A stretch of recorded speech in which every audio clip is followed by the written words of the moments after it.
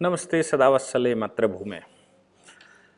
हमारे देश में इस समय सोशल मीडिया और लॉ से मतलब है कि आजकल सुप्रीम कोर्ट और हाई कोर्ट को लेकर बहुत सारी जागरूकताएं चल रही हैं और जागरूकता कुछ हमारे वकीलों में और देश के लोगों में इस प्रकार की आ गई कि उनको लगता है कि सब संसार के जितने भी काम है उनका सलूशन कोर्ट में निकलने वाला है और जितनी भी समस्याएं संसार की आती हैं वो सब मोदी जी सॉल्व करने वाले हैं या उत्तर प्रदेश में योगी जी सॉल्व कर सकते हैं। आजकल तो नया नारा हिंदुओं ने लगाना शुरू कर दिया है कि अगर कहीं सलूशन कुछ मिल सकता है तो वो सलूशन आरएसएस क्यों नहीं देता। यानी कि हिंदुओं की मानसिकता इस प्रकार की हो गई है कि आरएसएस ये करे, आरएसएस वैसा करे, राष्ट्रीय स्वयंसेवक संघ ऐसा क्यों नहीं करता, वैसा क्यों नहीं करता। बहुत सारी बातें लोगों के मस्तिष्क में बैठी। मैं कुछ नहीं करने वाला लेकिन कोर्ट सब कुछ करेगा, मैं कुछ नहीं करने वाला लेकिन मोदी जी सब कुछ करेंगे, मैं कुछ नहीं करने वाला लेकिन राष्ट्रीय स्वयंसेवक संघ सब कुछ करेगा। ऐसे बहुत सारी चीजें लोग मुझे मेल पर लिखते हैं और बहुत सारी उम्मीदें ऐसी लगाते हैं। मुझे लगता है कि ऐसा सोचने वाले लोगों को ध्यान देना चाहिए कि सरकारें, कोर्ट और लोग या संघ जैसी ऑर्गेनाइजेशन बहुत कुछ कर सकती हैं लेकिन सब कुछ नहीं।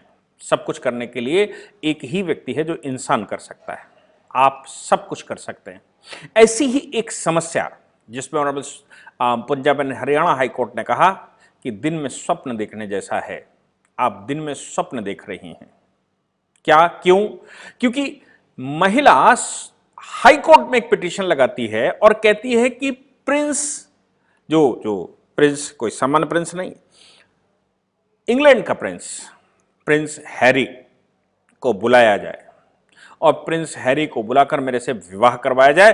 प्रिंस हैरी ने मेरे से विवाह का प्रॉमिस तोड़ा है।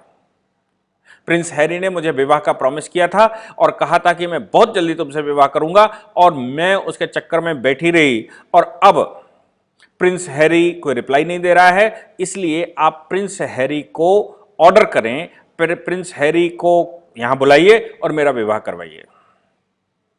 इस पर Punjab and Haryana high court ने उस महिला से मतलब वो कोई सामान्य महिला नहीं है, वो महिला स्वयं में वकील भी है। वो महिला स्वयं में वकील भी है। केस का नाम है Palwinder Kaur versus Prince Harry and others. और पलविंदर कौर साहिबा एडवोकेट भी हैं पिटिशनर की तरफ से। इन पर्सन प्रेजेंट हुई। इन पर्सन प्रेजेंट क्या मतलब होता है कि मैं अपनी ही पिटिशन को लेकर कोर्ट में गया, अपने ही नाम की, तो इन पर्सन प्रेजेंट हुई। ऑनरेबल जस्टिस अरविंद सिंह सांगवान की कोर्ट में यह केस लगा और अरविंद सिंह सांगवान जी ने उनसे एक प्रश्न पूछा। उन्होंने पूछा कि क्या आप कभी इंग्लैंड गई हैं? क्या आपने कभी यूनाइटेड किंगडम गई हैं? और आप यूनाइटेड किंगडम की पुलिस सेल को यहां से डायरेक्शन दिलवाना चाहती हैं। क्या आपने यूनाइटेड किंगडम में कभी विजिट भी किया है? क्या कभी गई हैं? जवाब सुनकर आप हैरान रह जाएंगे।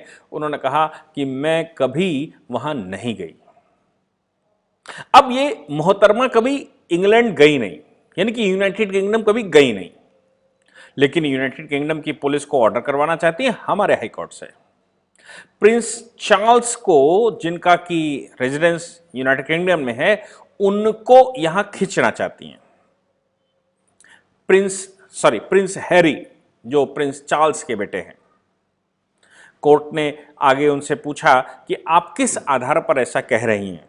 तो उन्होंने कहा कि सोशल मीडिया पर मैं एक दिन चैट कर रही थी और उस चैटिंग में मैंने प्रिंस चार्ल्स के साथ चैटिंग शुरू की, तो प्रिंस चार्ल्स की जगह प्रिंस हैरी ने मुझे रिप्लाई दिया। मेरी खूब सारी चैटिंगें हुई। इस चैटिंग में मुझे मोहब्बत हो गई और इस मोहब्बत में उनको भी मुझसे मोहब्बत हो गई और जब मुझे हम दोनों को मोहब्बत हो गई तो फाइनली मैंने उनसे पूछा कि आप मुझसे विवाह कब कर रहे हैं और कब भारत आएंगे।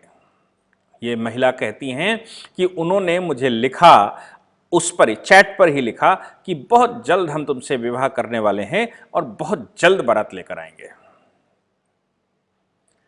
कोर्ट ने आगे पूछा कि कैसे पता करोगे कि आइडेंटिफिकेशन यही वो व्यक्ति हैं? बोले मुझे नहीं मालूम।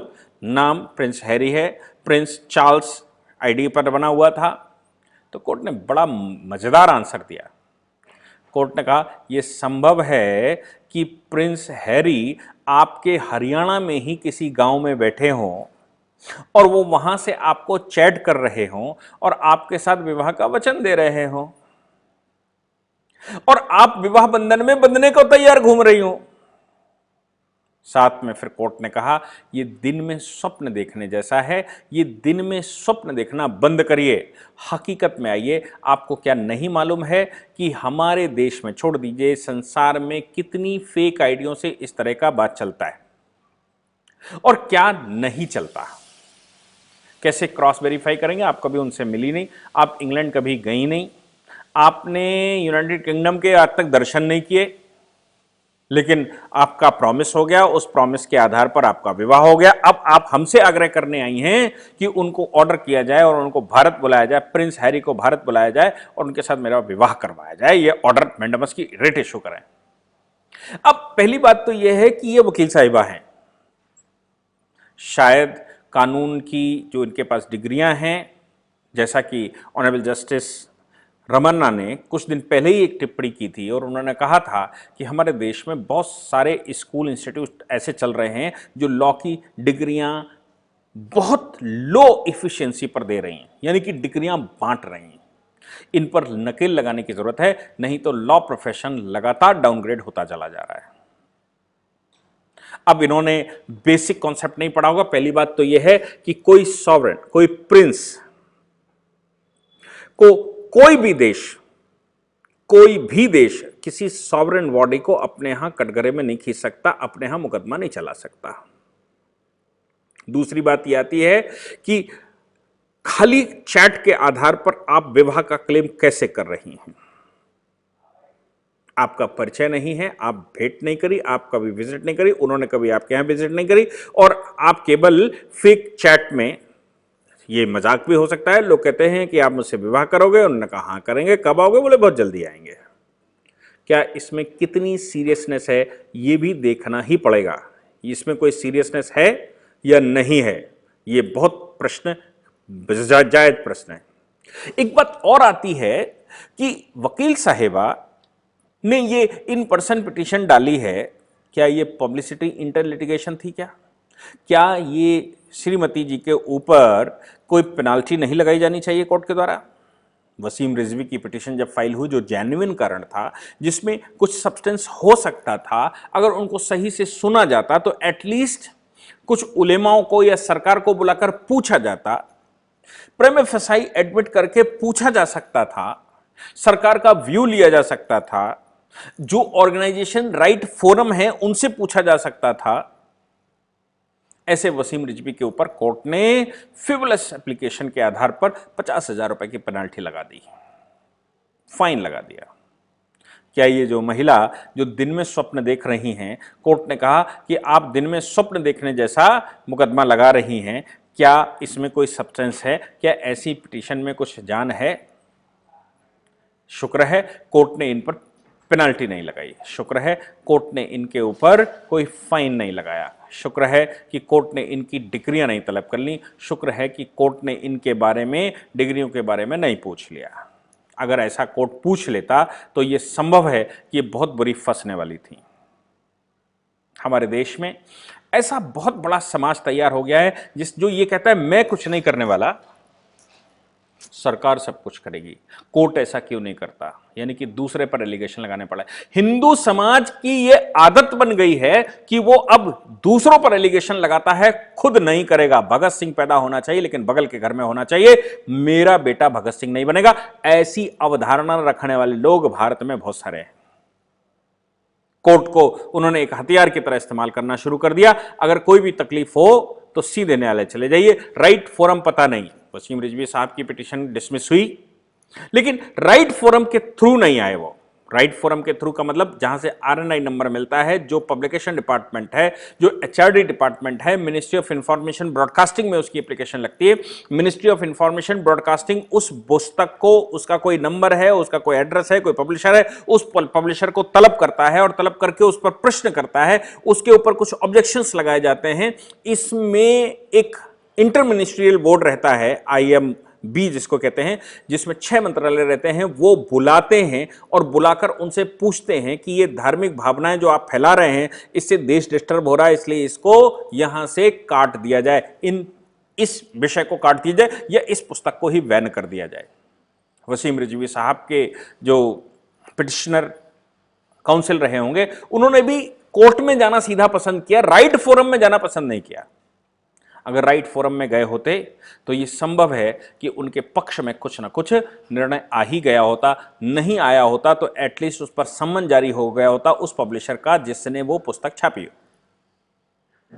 भारत में राइट फोरम हम पता करने की कोशिश नहीं करते। हर काम मोदी जी करेंगे, हर काम कोर्ट करेगा, हर काम पड़ोसी करेगा और हर काम आज बीजेपी करेगी या राष्ट्रीय स्वयंसेवक संघ करेगा या फला करेगा या ढिमका करेगा, मैं कुछ नहीं करूंगा। ऐसी अवधारणा भारत में पैदा होती जा रही है जिससे कि निजात पाने की आवश्यकता है। अदरवाइज भारत जिस तरफ जा रहा है समाज, अभी मैं इसको पब्लिश करूंगा तो पब्लिश करते ही कुछ लोग शर्मा जी हैं जो लगातार ये क्यों नहीं होता, सरकार वैसा क्यों नहीं करती, सरकार मंदिरों को मुक्त क्यों नहीं करती, सरकार को ये करना चाहिए, सरकार बेकार हो चुकी है, सरकार को हमने चुना किस लिए है।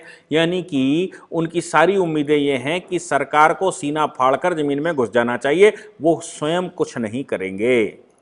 ऐसा विचार भारत के लोगों का आ चुका है। सारे एलिगेशंस दूसरों के ऊपर लगाएंगे, हम कुछ नहीं। हम क्या करेंगे? हम नौकरी करेंगे। हम क्या करेंगे? हम दूसरों की चाकरी करेंगे। हम क्या करेंगे? हमको धन चाहिए। हम क्या करेंगे? हमको पैसा चाहिए। लेकिन बाकी सब समाज को करना चाहिए, ऐसा विचार करते हुए इस पिटीशन को कि कोर्ट इस पर सोल्यूशन देगा और कोर्ट ही हमारे पास तो रास्ता है। साहब मैं वकील हूं, मेरे पास रास्ता है, मैं कोर्ट के थ्रू चला जाऊं। ऐसे बहुत सारे लोग मुझे भी लिखते हैं। हर बात में अगर मैं दिन में 2 स्टेटमेंट देता हूं और वो 2 स्टेटमेंट में लोग मेरे पर प्रश्न खड़े कर देते, आप क्यों नहीं चले जाते?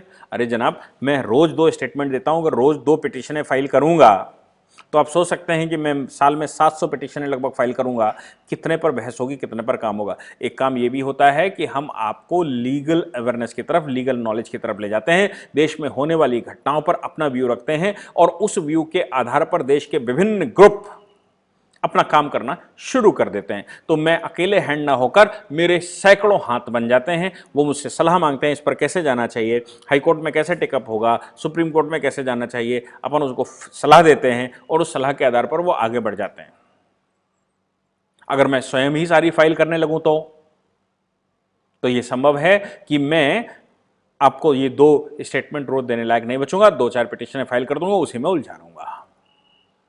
लेकिन लोगों का स्वभाव है, आप करिए, वो कुछ नहीं करेंगे, आप करिए, आप सब कुछ करिए। कोर्ट सब कुछ करेगा। कोर्ट क्यों नहीं ऐसा करता? सुप्रीम कोर्ट क्यों नहीं ऐसा करता? सरकार क्यों नहीं ऐसा करती? ऐसे बहुत सारे प्रश्न हमारे समाज में छिड़ते रहते हैं और लोग इस प्रकार के प्रश्न करते रहते हैं। दिन में स्वप्न देखना लोगों का स्वभाव बन गया है। ये वकील साहिबा ने भी कुछ ऐसा ही स्वप्न देखा और प्रिंस हैरी के साथ विवाह करने के लिए बड़े उत्साहित हो गई किसी चैट के आधार पर, और कोर्ट ने उनको सही रास्ता बता दिया कि यह संभव है कि एक फेक आईडी बनाकर आपके बगल के गांव में प्रिंस हैरी आपसे चैट कर रहे हों और आपसे विवाह जल्दी करने का वचन दे रहे हों।